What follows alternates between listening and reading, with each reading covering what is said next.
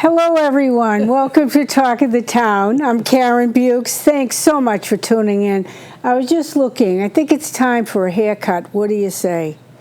The Lions held their Oktoberfest last weekend, and by all accounts, it was a huge success. Maybe Kevin Gallerani or David Gallerani can call in tonight and give us an update about that. And I thank the Lions Club of Plymouth for all their hard work. Okay, here's a very special underwriter. That would be David and Kevin Gallerani from Cape Auto Body and Service right here in Plymouth. Very, very good company. Tonight I have a very special guest. He's not only our guest, he happens to be a very good friend. He has his own radio show. He does a television show on PAC TV on Thursday nights at 6 o'clock. And now he is an author. As I said, he's a very good friend. Please welcome Don McKeag.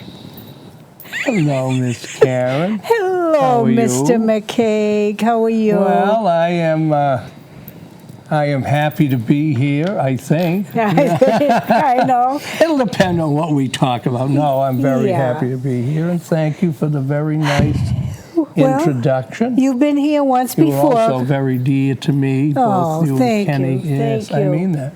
Thank you. Yep. And I know you do your show on Thursday night, 6 o'clock. I enjoy doing the show with Ken, and I hope we make a little bit of an impact on what goes on, and I enjoy your show. And I think it's just important, in these times especially, that we do our part, no matter where our station in life or our age, but to make improvements of what I think just about everyone sees as a floundering society in the greatest country in the world.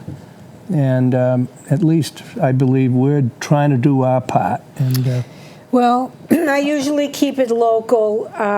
You do the big stuff. Fine. Well, I do local a lot, too, on the Cape mostly. As you know, I was there. I've been doing the radio for 20 years. 11 to 1? Well, 11 to 1 now, but I was on every single morning. I know that's on WXTK with Ed Lambert. So. And you're still at WXTK. And I'm still there on Saturdays, right, from 11 to 1. 11 to 1. Right. And you pack that 2 hours with... Well, a lot of stuff. A lot of stuff. Well, I've either been blessed or cursed with the ability to talk a lot, so... I know. I could never do it. I could never sit here and talk for an hour. Now, who the heck wants to hear me for an hour? Well, I don't know who wants to hear me for an hour either, but you do the best you can. And as I say, I just, as you know, I just believe it's an unbalanced political, not only agenda, but an unbalanced political coverage. And that's why I do it, and the input proves it. And but this is you have to fight fire with fire, one, and then if you sit in your hands and do nothing, then you have nothing to complain about. So. Well, it is a scary world, and I really don't know. I mean, at times it keeps you awake. Well, it does for those of us. I mean.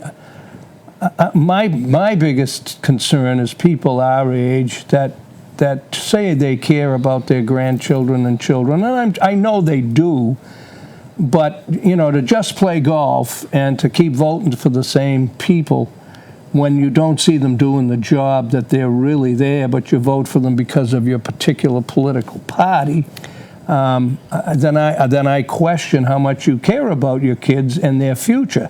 I was a, JFK Democrat, as I talk about all the time. So it's not as if I was a Republican and I'm throwing shots at the Democrats. And you were close to Teddy. Well, I was close to Ted Kennedy, very much so. And I love the guy as a person. But I mean, I just saw the difference between when I was, when we were, college, and it was so exciting to see JFK and to have a person that said, you know, don't ask what your country's going to do for you. What are you going to do for your country? And I defy any Democrat to say that their political leadership follows that mantra. It's the opposite. And that's what drove me out. Yeah. And then, of course, the Republicans don't provide an option anymore. They've fallen by the wayside, too. So I am so disgusted with them. It isn't funny. But it is. you know, that's why I'm an independent. Well, I vote for the person, either party. It depends on their stand, if they're for what they're for, and I'm not a party person. And I wish more weren't. Yeah. It's not the same because, you know, when we were young, you got to admit, when we were young, we were all Democrats. The two parties, well, no, but the two parties represented, different stands, but they had, I think, they just had classier people running. They weren't bought and paid for. This television, as much as, you know, here we are on television, but I just believe it changed so many things for the worse. And one of the big problems I see politically is that we have far too long a campaign period. You know, we have no problem. I agree with we have no problem copying the British in so many other things, even to the detriment of, you know, we see the British, fail in things like immigration and everything, but we have no problem following that. But when it comes to looking at, I believe they only allow the major political candidates something like either 6 months or 9 months. They don't even allow them a year. And even 9 months is a long time. And that's too long. That's too long. And the reason your head will explode. Yeah, but the reason I mention it is that then it makes these political candidates have to raise money to be seen all the time. And that's where the problem is, because to get money from corporations, they're expecting something in return. Yeah. And that's both parties. Yeah. And that's why I say I believe the system is totally broken. But corporations give to both parties. You know that. Of course they do. They give big monies to both parties because they're hedging their bet. Yep, and for the same reason. So both candidates are in their debt. Yeah. So then they can't lose. Right. You know? It is a predicament, and it's more than it's a quagmire. And but I think, Donnie, this time out, people aren't voting the same old, same old. Well, you know, this Donald Trump. Now, it's interesting. It's like a metamorphosis of a. It's like I don't want to say the ugly duckling, but in some capacity, Donald Trump is the antithesis of the normal political person. Personally, he's easy to dislike, his statements and so forth. However, one of the things that really has bothered me is we grew up where sticks and stones may break your bones, but names will never hurt me, right? Now, supposedly. Today's political correctness has made it so the majority values, the majority opinion, doesn't matter anymore. It's a minority position every single time. And you've heard me say I unfortunately attribute a lot of it to the feminine side of humanity. Stop. Now, wait a minute. No. Stop. But let me qualify it, because there's just more nurturing and more of this feeling. I don't say that in a bad way, but I'm saying that over the course of time, to have a culture like America where if one person is offended in any way, the entire position or the entire situation has to be changed. Well, that's wrong. It's insanity. Yeah, but that's where we're at. But to blame women, Donnie, I did not. Now you see, women get sensitive about it. Yes, because we nurture, because the truth have children, and it's a natural inclination for protection. Men protect in a different way. Well, they used to, but now they're dominated. So that's another problem. Have you met my husband? Are you kidding? He's dominating. What are you saying? You don't dominate him for trying? Look at him. Are you kidding me? He asks permission of what to do every time. I'll give you a story on town meeting floor. He voted one way, I voted another way. Well, that's the way it should be. But no. But I didn't want to get sidetracked because. Yeah. But I'm just saying that what the appeal of Donald Trump, and I'm not unique in this, it's now coming across, is that people of both parties, it's exciting to me not to think of him being a president, but it's exciting to me to see these things, some of these ridiculous things that have been allowed to be talked about and to limit the majority's control of what made this country great. To see that those idiots on television, those commentators, and those so-called experts that take a one-sided approach, and it's always the minority position, to see what our police department, for instance, our police officers, to think of how that television, no one with a half a brain would not admit that the coverage of these latest Ferguson and Baltimore and all, the absolute coverage was toward the criminal behavior in the black communities. Yes. It was an immediate presumption and an immediate attitude of the police better justify their position every second. Well, that's because of the top echelon felt that way. Well, but the White House, the Attorney General. That is, okay, but now you're talking about where it comes from. But I'm talking about the man in the street. If you don't think the police officers and other public employees whose life is in the hands of bird brains out there, like illegal immigrants, I mean, never mind the American criminals. Our police officers have to pull over an illegal immigrant who doesn't have a license, doesn't have an insurance policy, doesn't speak English half the time, knowing, one, if they don't take a shot at him, that if they arrest him and put him into court, the courts let him go. Now, what kind of a culture is that? I can't imagine what it's like today to be a police officer. Or the wife and kids of a police officer. Or the wife, or the children, but nobody or the cares mother, about them. or the father of a police officer. I'm sorry. No, it is very bad what is happening. It's criminal. Yeah, but get back to the media. See, my point is, who do you see interviewed? You see the interview of the parents of the criminal who shot at the cop. You don't see them. How many wives and kids of police officers do you see the media go to and ask them how they're feeling and what their father was like? Eventually, maybe, only though when it's a funeral. You don't see it like in the immediate situation. But anyway, I know, but it's the good news is that we see someone is kicking up the dirt and the dust, and that's Trump. I like would it like or not, to hear though his policy. I haven't heard his policy. It's frustration he's talking about. He's talking about everyone's anger. But I want to hear them all. I want to hear the policies that they have, and I haven't heard it yet. But what good has listening to those fools, and I call it both parties, tell you policies when they get in there? They're not even held accountable to follow the policies. They're not even, this president isn't even held accountable to his oath of office to uphold the Constitution. What good is it to hear their policies? Don't measure other potential presidents by this one. So I don't. I'm just saying that in terms of Trump, you heard him talk about the Chinese, like China and Japan, altering their currency, making it difficult for our market. Right.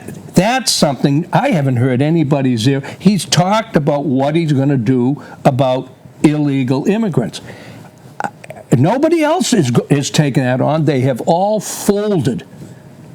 Now, that's big policy because that's costing us trillions of dollars.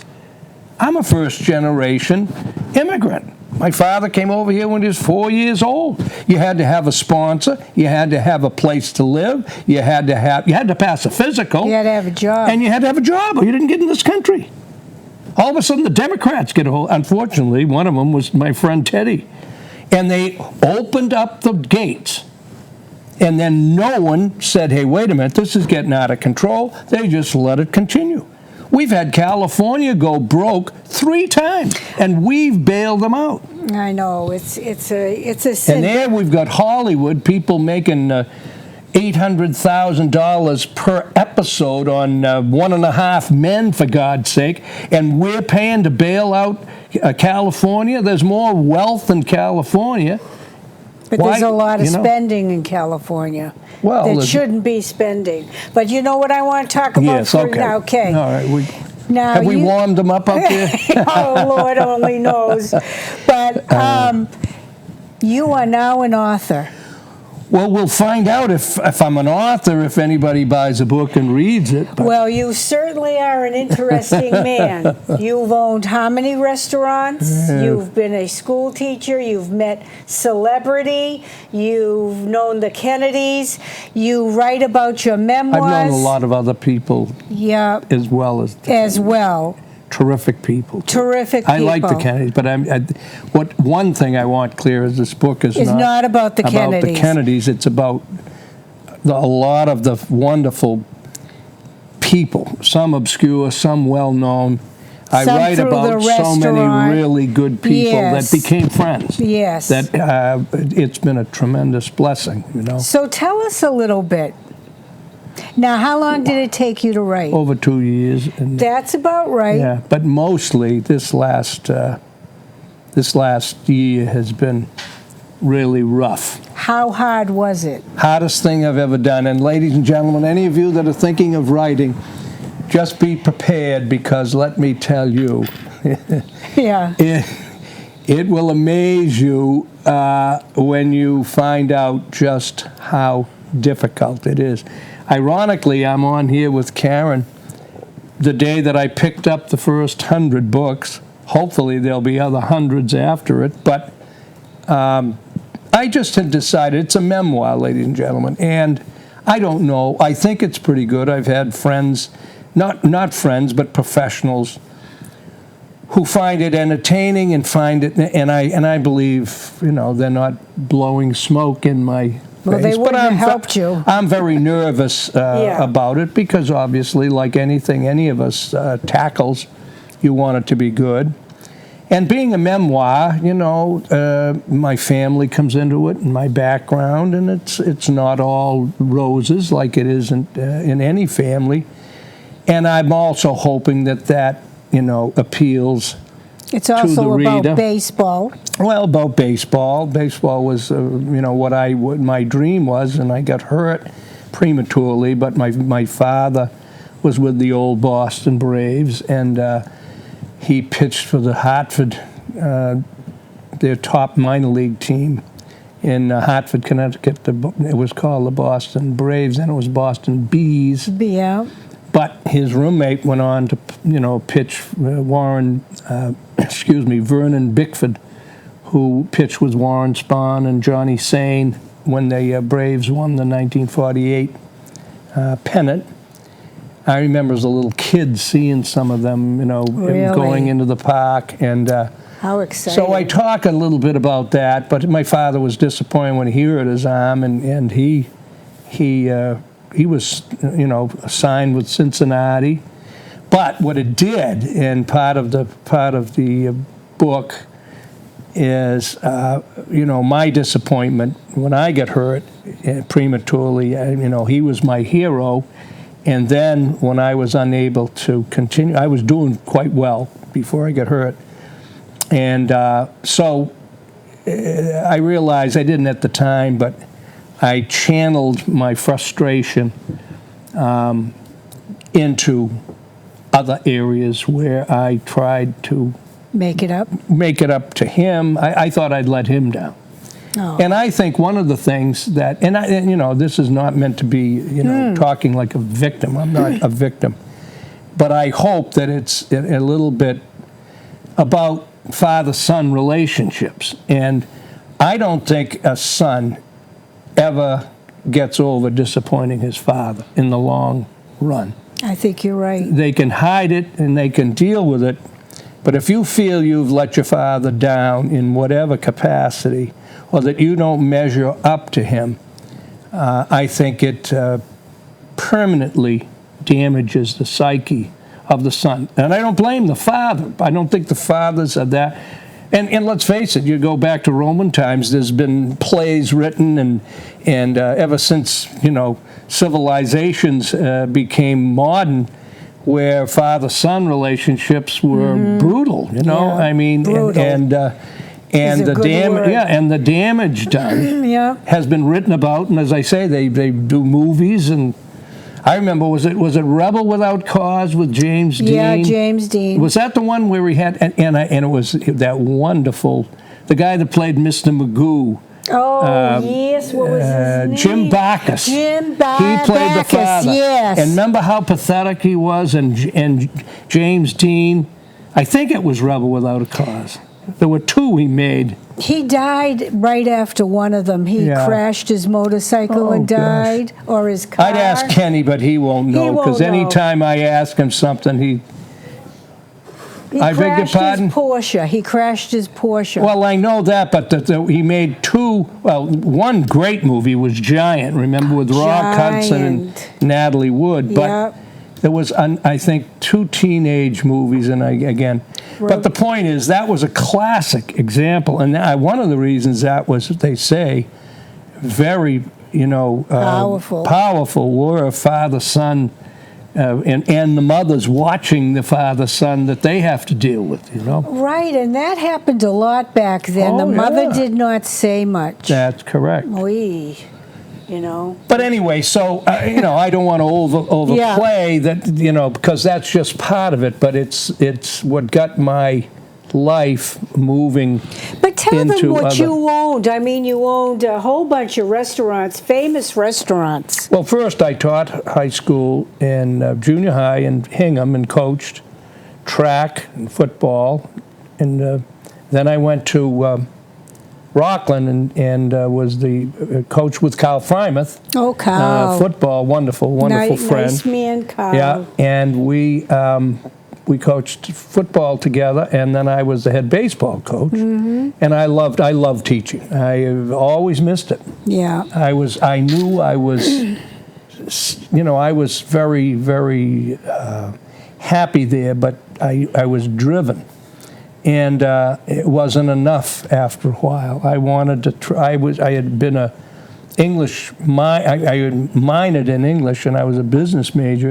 I went to the University of Mass in Amherst. Yeah, business major is always good. But there again, see, what I did is when I graduated, I tried going into business with my father.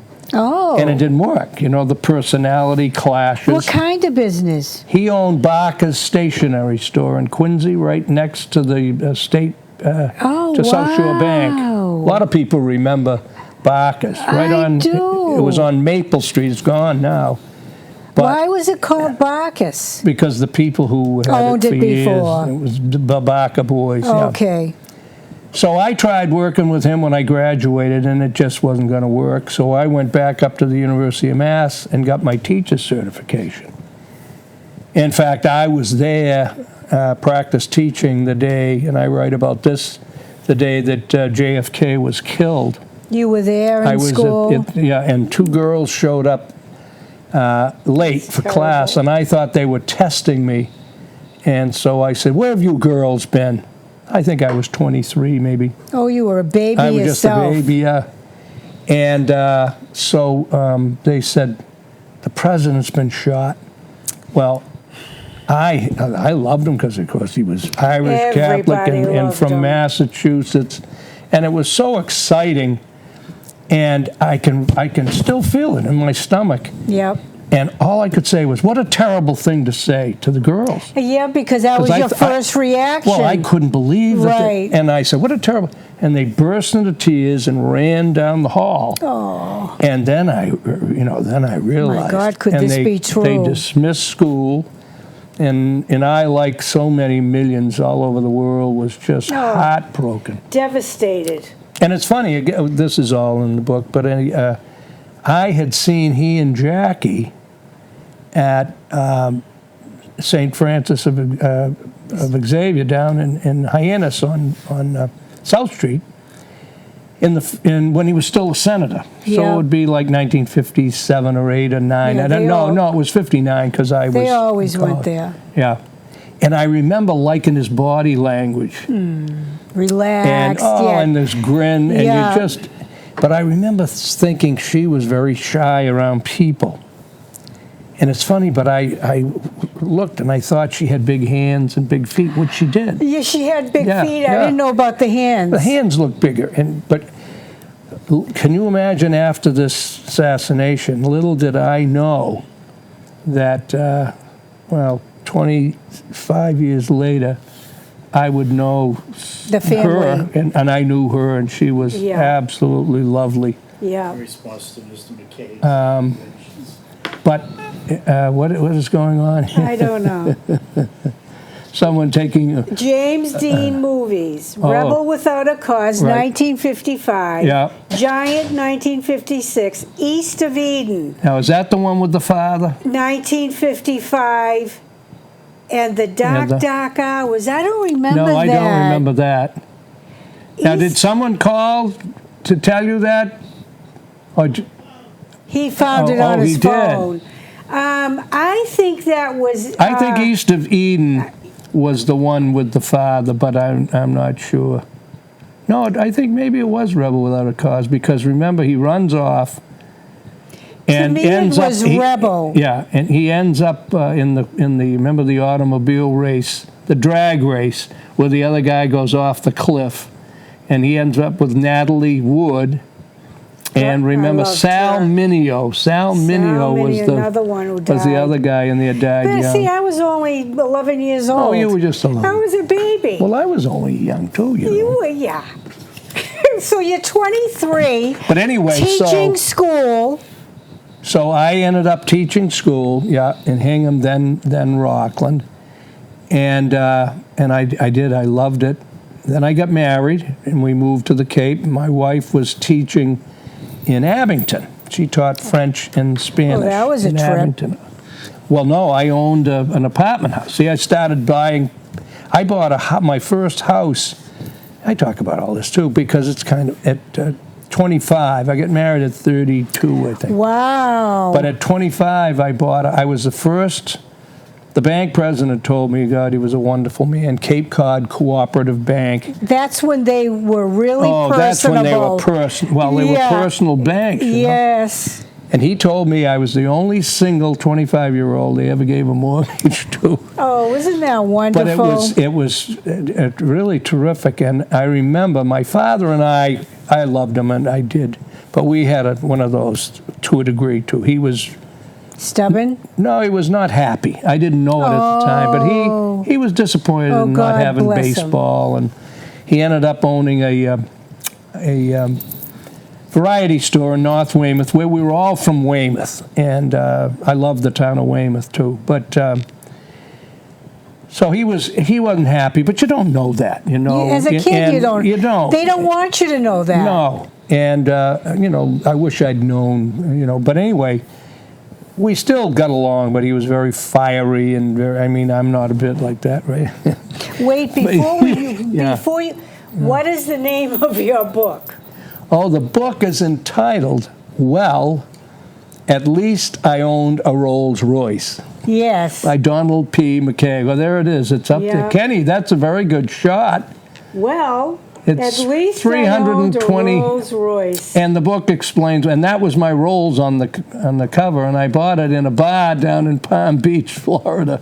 So that was Teddy one of my ventures. No, he was not, but and he wouldn't ride in it either. He wouldn't ride. He would not ride in it. No, but that's because you made and lost fortunes. Yes, I did. Yeah. I was a millionaire, and I lost it in real estate. And then I came back a little bit, and then I lost again through timing. and Yeah. as you know, we went through the And weather. and the weather was really tough. But anyway, getting back to the first house I bought, which was kind of neat because I was a school teacher. Can you imagine? I think I was making $142 a week or something. And that was a lot of money then. Yeah, and the reason I did it is because a whole bunch of us that were former college ball players, and we all lived together, and we rented a house. But it was getting so difficult to rent a house down the Cape, very expensive. I mean, imagine in 1962 and 3, and sometimes it was $4,000 or $5,000 to rent a house for the summer. That was big money. Big money, huge money then. And so it cost each of us like $1,000, and we had jobs. We worked in restaurants and bars and so forth, and a couple of guys played in the Cape League. But anyway, so after 1 year, I finally said we were at one of the guys' birthday parties in Boston, and it was coming time to look for a place. And the reason it was difficult is obviously the neighborhood had to be very tolerant because, one, we're single guys, we're working till 1 in the morning. Yeah. And by the time we get home, it's 1:30, 1:45, and then we party. So now the neighborhood, you had to have a neighborhood where they weren't going to be disturbed. Were they disturbed? Well, some, but we that was why it was so hard to find a place. Yeah. Because we found places that were kind of off on their own. But again, the traffic when you had a party, we'd have 20 cars, 25 cars coming. Yeah. And I was playing the piano, and we had a hell of a time. But most of the neighbors were pretty tolerant and very nice. And they were good guys. We never caused damage. We never, yelled and screamed. We never, and we didn't turn up loud music or anything. No, I mean we tried to be considerate. But so anyway, I asked the guys in Boston. We were meeting at one of the bars in Boston for this birthday party, and I said, "Why don't we buy a house?" I mean, the Cape houses then were very reasonable, and the taxes rents were unbelievable. The rents were terrible, but the house, you could buy a house. Yeah. So anyway, none of them were interested. I said, well, God, we're crazy to keep paying this. So I said, what if I bought a house? Would you rent the house from me just for one summer, just so I can pay it all back? No. No, I said, I'll give you a better rate than we pay, which I did. But I said, just so I was nervous, obviously, because the winter, I thought, my God, I can't leave the house empty. And I didn't know that much about winter rentals anyway. So they said, sure, we'd be happy to. So I found one. Now imagine this, in Centerville. Oh, Centerville. Deeded beach rights. It was on a dirt road, had plenty of parking. There were other houses, but not close. Well, they were close, but it was all in the woods. And so it lasted 1 year, though, and it went all right, but, you learn you can't be a landlord to friends and collect their rent. Yeah. And then you got to watch out for the house and, try to keep things down, because now it's more than just a rental. Yeah. So, just in the agreement, the first year was up, but I charged them less than what we had paid, as I said. And then, when I moved with them, I said, I'll go with you guys and I'll rent the house out the second year, which I did for a lot more money than I got from the boys. Yeah. So it was a win-win. Yeah. The property tax for the year was I know it was 65. And it was, imagine that's 50 years ago. My God. But imagine the property tax was $128, I still remember, for the year. Yeah. And you know what I paid for the house? $7,000? No, $17,500, brand new. Are you kidding me? You can't build a garage for that. $17,500? Three bedrooms, All hard. It was built by a wonderful Finnish carpenter, too, who they are wonderful builders. I know there's a lot of Yes. Finns. Oh, But not that there aren't other wow. great builders, but the Finns, to me, they do it just so.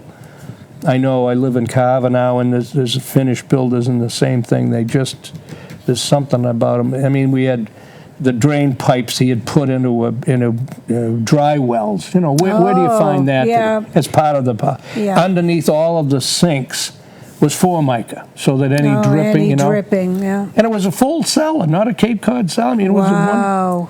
But Well, what I skipped ahead, though, about getting Yeah. back to my father, which, you know, I'd always wished that we'd had more times like this.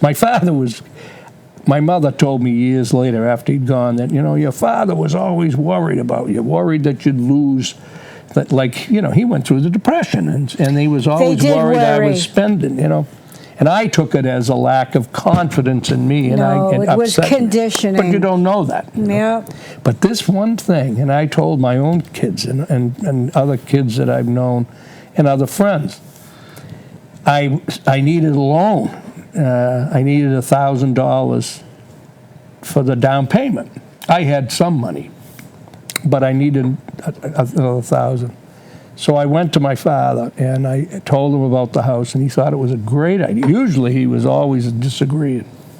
So he said, oh, no, he said, that's a wonderful idea. And, you know, he said, Don, he said, I want to tell you something. He said, one morning you wake up and you're 25. And the next morning you wake up, you're 45. And what you do in those 20 years usually determines how you're going to live the next 20 years. Right. Isn't that true? It is true. And every What time a I smart think of man. that, well, and he gave me the money, and I, of course, paid it back. But what was really interesting was that was a part of him that I just never really knew. saw. No, but I mean, which was too bad, you know.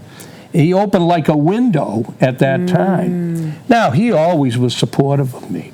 But when I left teaching, you know, then I went into the general store business, because he had owned a variety store. And that was an experience in Marston's Mills. Oh, yeah.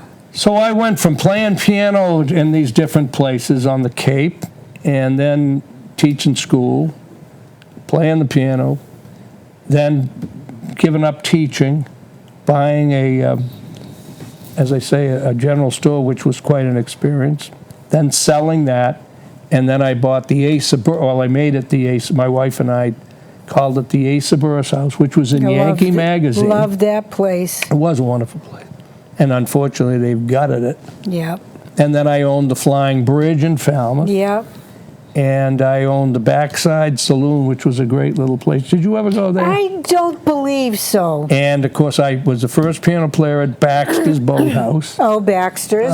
in Hyannis, which we're hoping to have a book launch on the 8th of October, which is your birthday. My birthday.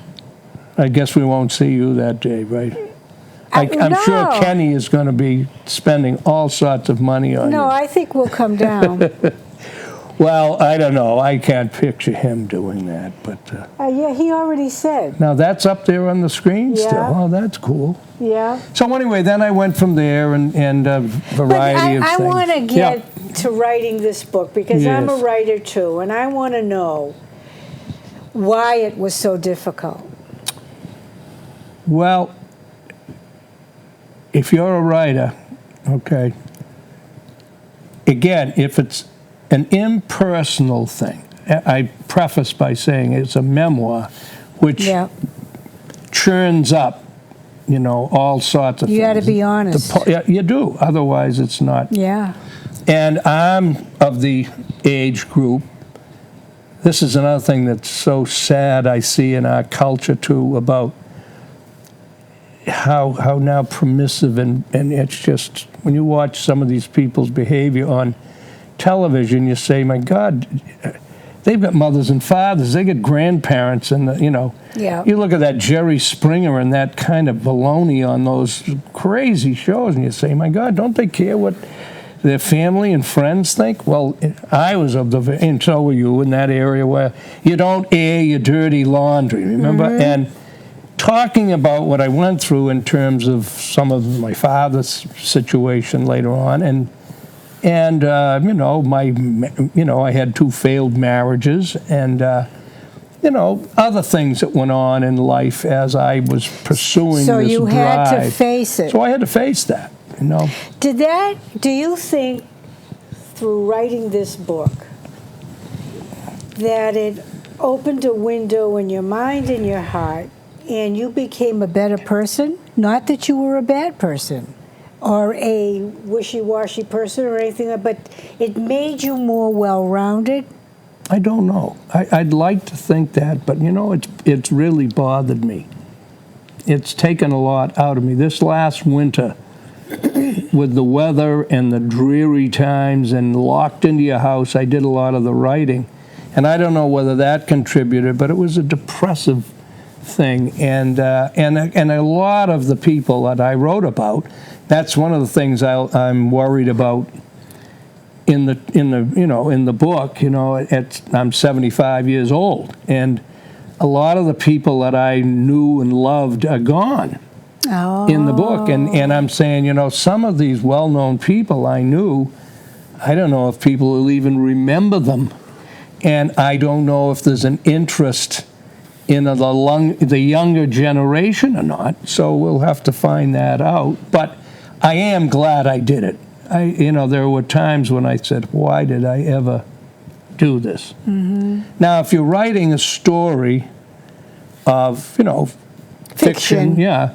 If you're writing something, or if you're a creative writer, like I have a wonderful gal that's doing my publishing. I had 2 wonderful people. One is kind of interesting. We were just talking about Trump, and I won't give their names because, but one gal that did my editing is a very successful author, and ironically, she wrote one of my chapters anyway is about Palm Beach, when I lived down there, and that's where I bought the Rolls.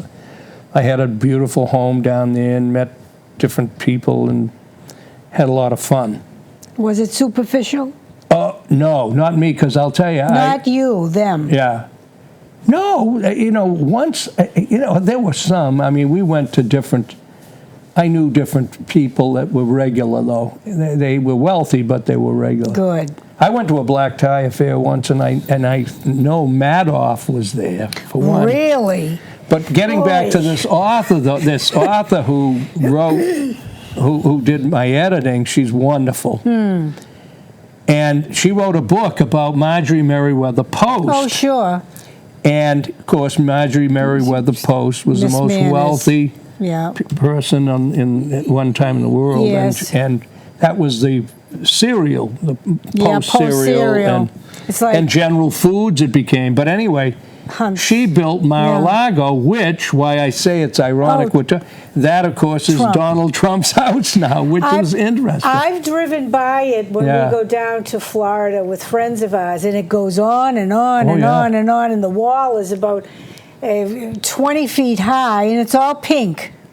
Well, in this black tie affair that I went to, was a very good friend of mine, and actually I met her through Ted. We ended up, after the ball, we ended up there, and I ended up playing the piano in Mar-a-Lago, and I met Trump briefly. Oh, it was a black tie affair, so it was really funny. young. It was funny. No, that was, that was 20 years ago. Okay. But not bad. You in your 50s. 25, in my 50s. Yeah, that's young. Today I would take 50. I would take it 2 seconds. I didn't take 60. Imagine how fast it goes. Well, I turned 40 and I was very depressed. And my mother said, she goes, "Look at me. Someday you're going to wish you were 40. Well, I shave, like men do a lot. And now I think it's funny.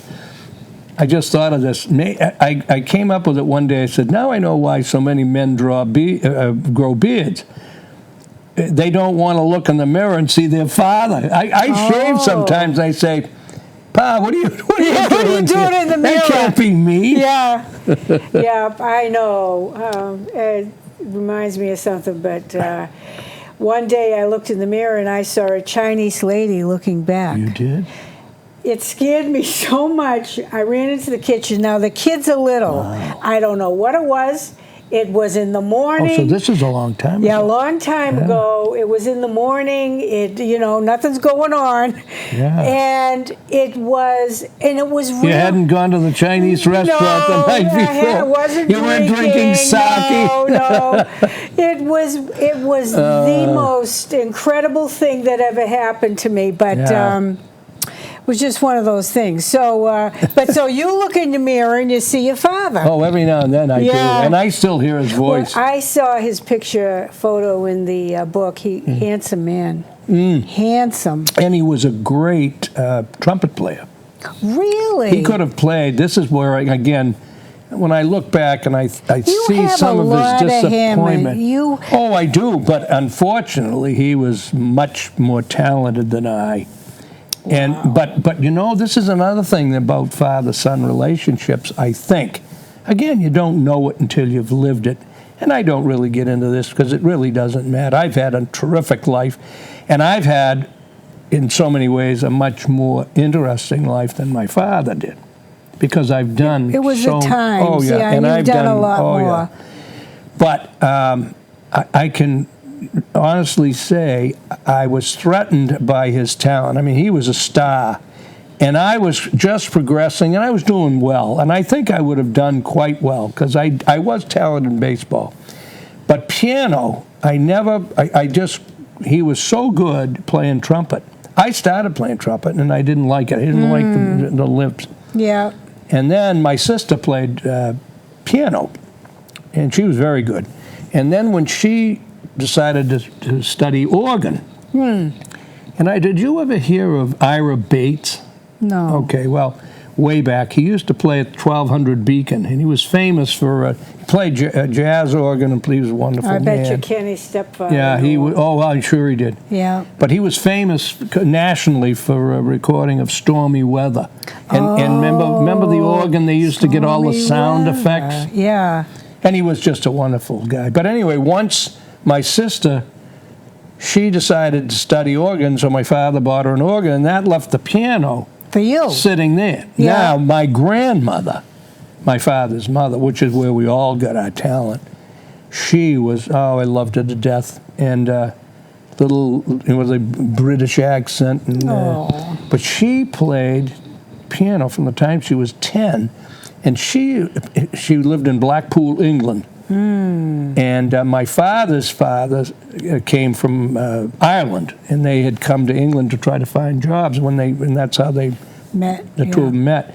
But imagine, my grandmother used to play all these marches and everything. But her claim to fame was when she was 13 or 14.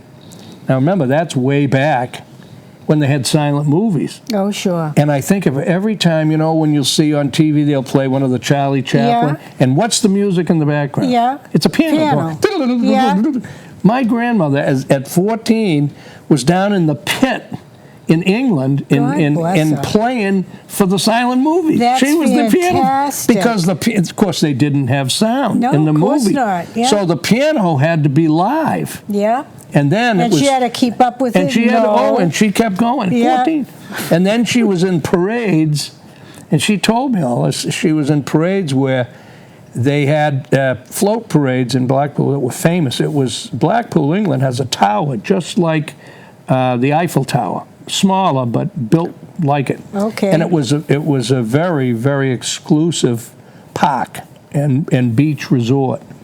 Then she said it turned bad. It went into like Coney Island. But my wife and I went there, and it was quite a place to see. But anyway, so my grandmother used to say they had these wonderful parades. The king and queen would come and everything. That's how.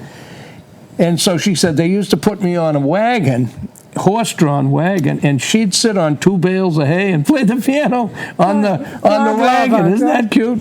Who taught her? She taught herself? She took, I don't know, only a few lessons. She had a woman, and then it just took Natural. off. She just Did took she ever off. teach it when she came No. in? No. But when she was 80, her hands were all arthritic, gnarled, and yeah. she could play that thing. She'd play marches with her hands. Yeah. But anyway, I was too social. I've heard you play the piano. I Well, love I'm okay, it. but I mean, some people think I play great, but I don't. And you sing at the same time? And I've always been bothered that I did not have the self-discipline. I had the talent, see. Yeah. But I really think, again, I'm not blaming my father, but I'm just saying I think a lot of kids, when they see their parent be exceptional, they never feel they can measure up, and they don't want to be a disappointment. You see, this goes back to what I'm saying. If you look at Hollywood, and you see some of the sons and daughters, some of them do all right. Liza Minnelli. Yeah, some of them do all right, but look at also what happens to her. them. Yeah. I mean, you can list Robert Downey Jr. is the best example. There's one of the finest actors there is, and I mean, he was a mess. Now I hope he's doing all right. He seems to be. But By the way, his father was never the star that the son was, but his father was handsome and tall. Downey was a small, was short. Yeah. And that's the other thing I think that affects a lot of these movie people as a child, and especially the boys, because they're short. And here they're playing these heroic roles. Well, so Audie Murphy. Yeah, but already they're small, and they run into people in bars and all, and they say, I'll take you on. yeah, who the hell do you think you are playing Alexander the Great, you shrimp? No, but it isn't all, we don't know. We look at it and think that they're all so. Yeah. I mean, Demi Moore used to come into Asa Burr's house, and she was a lovely girl, but of course, she went through a big drug problem, too. Well, it affects everybody. Everybody has something, Donnie.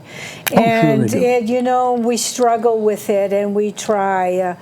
But we have to be of good spirit, have faith in God, and be our own keeper and help ourselves and each other. I think, too, and it's such a very, it seems too simplistic, but one of the things that is so true, and we don't stress it enough because it is so simplistic, and that is, and it comes from the Bible, and that is to live life a day at a time.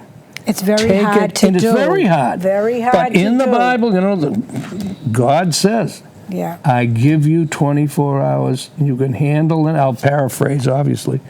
But if you choose to take the previous 24 hours or the next 24 hours and lop them all together, I don't make any guarantees. And that's what most of us do. We carry the burdens or the successes or failures of the previous time past and into the present, and we can't handle it. And then the future is clouded. That's correct. And I'm a great one for always anticipating the future.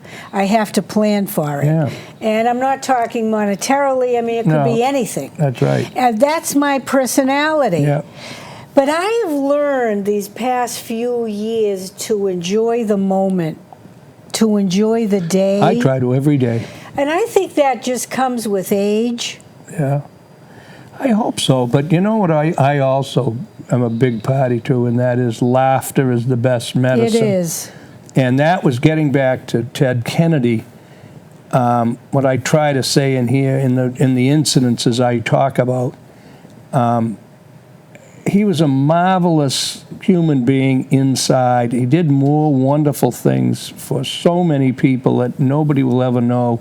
And yet... He didn't talk about them. But yet he carried an unbelievable burden. And then, of course, the Chappaquiddick incident was virtually unforgivable, and yet it was predictable in some ways. People forget, and I'm not making excuses in any way, shape, or form. They were star-crossed. But no, but I'm just saying that people forget that occurred not even 6 months after his brother Bob was buried. It was awful. Now, this is after the president was killed, okay, in '63. Now, that's in between, he has a plane crash where he's given the last rites. People forget that. His back broke. His back was never the same. No. He had to wear a brace the rest of his life. Yeah. And again, I don't excuse some of his behaviors, but I saw so many wonderful. You talk about practicing random acts of kindness. That's what he did. That was he did. And he never talked about it. Never. He was very quiet. And sometimes the people never knew that it was he that did it. Oh, no.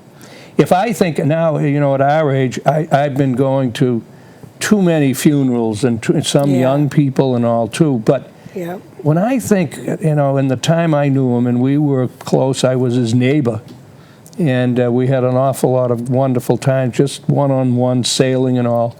But when I think of all of the wakes and funerals and weddings, which are positive, but that he went to, because he was an asset. He went to my second wedding, he and Vicky, and he interrupted his huge schedule. He used to carry a briefcase that was that thick. It was Jack's, his brother Jack.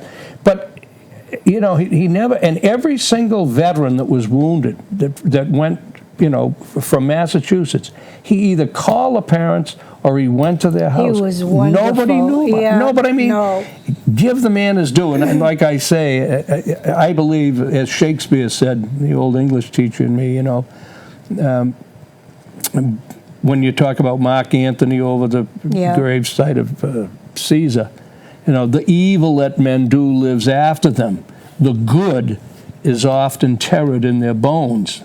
And that's, unfortunately, the opinion some have of Ted that has always bothered me. And that is they remember him as a bad person. Some people wanted to, but there were some of us that really knew what he did and what his brother, his whole family. But imagine and then I saw him when he had to do these multiple eulogies for the children of his brothers. Never mind going through his. And he became the father of those children. And he didn't always do the right thing. Yeah. That's why I say I don't gloss over some of that. But but anyway, the reason I brought it up, Karen, is his whole persona was humor. He loved like to laugh. you. Loved to laugh. Now, so that's it. I don't know if we can. I don't think Kenny can come out here again. No, that's but all right. Yeah. It's at least I owned a Rolls Royce. Rolls, not Royals. Rolls Royce. You obviously don't even know what a Rolls Royce is, do you? I've never been in one. Never been in one. If you remember the movie Arthur. Yes. One of my favorite. That was a Rolls Royce that he fell out of. Did you like that car?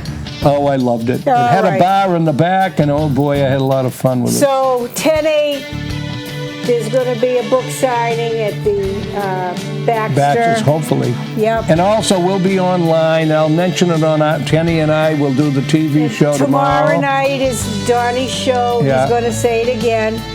And hopefully you'll like to buy the book and I can get some of my money back. I know. It's cost me an awful lot. Never mind the emotional problem. I know, the emotional. But I want to know how people like it too, and I'm just hoping that they will. They will. Okay. See you in 7.